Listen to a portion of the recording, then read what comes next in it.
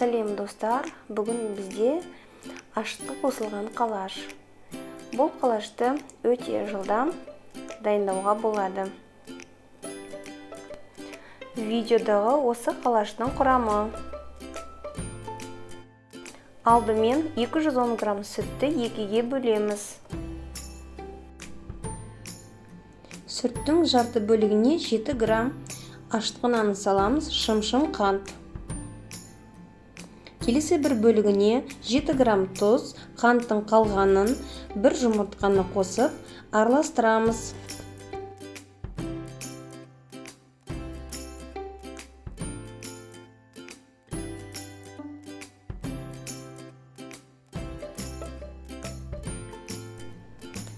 «500 грамм ұнымызға жаңағы барлық сұйықтықты бір-біріне қосып, жұмсақ нан илейміз.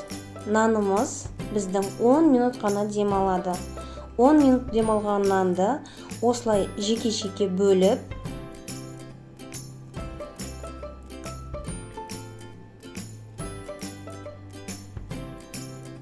есіп, қалаш әзірлейсіздер. Дайын жасалып болған қалаштың бетіне бір жұмыртқаның сарысы сарыға бір чайны ложкамен су құйып, бетіне жағып шығасыздар. 180 градусты температурада конвекцияда пісірасыздар. Нәтижесі осындай болып шығады. Өте әдемі, нәзік нан.